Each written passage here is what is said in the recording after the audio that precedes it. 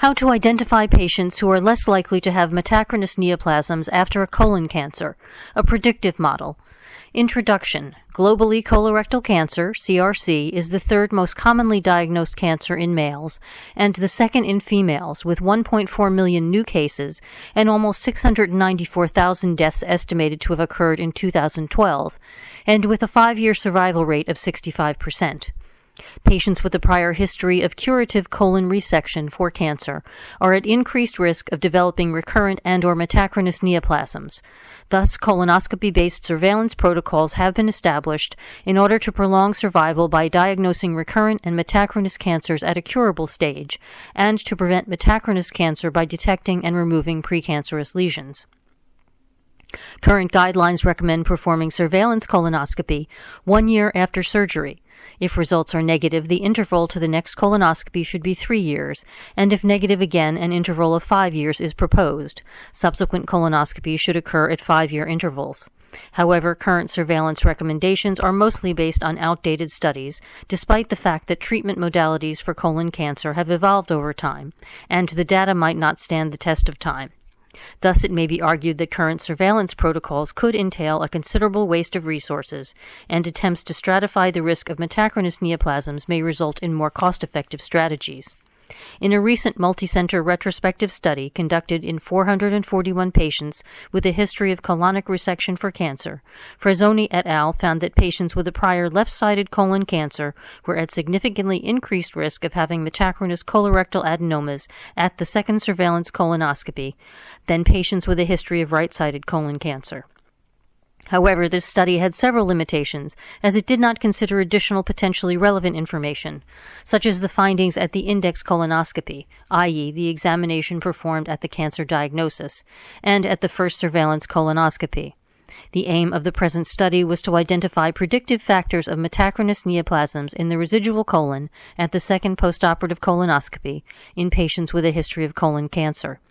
The authors developed and validated a predictive model to identify low-risk patients who could safely skip the second surveillance colonoscopy.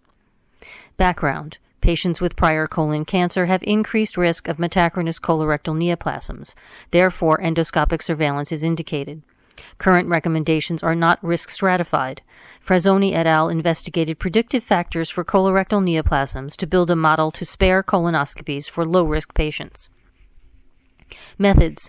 This was a multicenter retrospective study including patients who underwent surgery for colon cancer in 2001 to 2008, derivation cohort, and 2009 to 2013, validation cohort.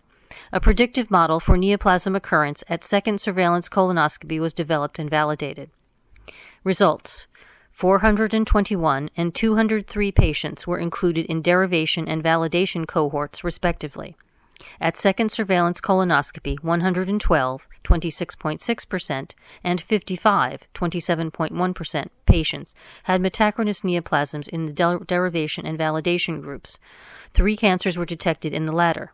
History of left-sided colon cancer, OR 1.64, 95% CI 1.02 to 2.64, 1 or more advanced adenomas at index colonoscopy, OR 1.90, 95% CI 1.05 to 3.43, and 1 or more adenomas at first surveillance colonoscopy, OR 2.06, 95% CI 1.29 to 3.27, were independently predicted of metachronous colorectal neoplasms at second surveillance colonoscopy.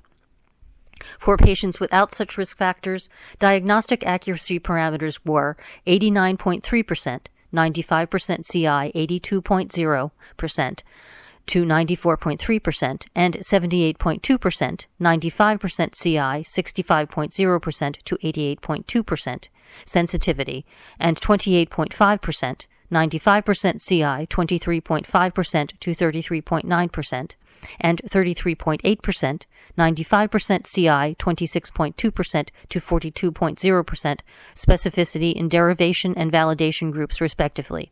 No cancer would be missed.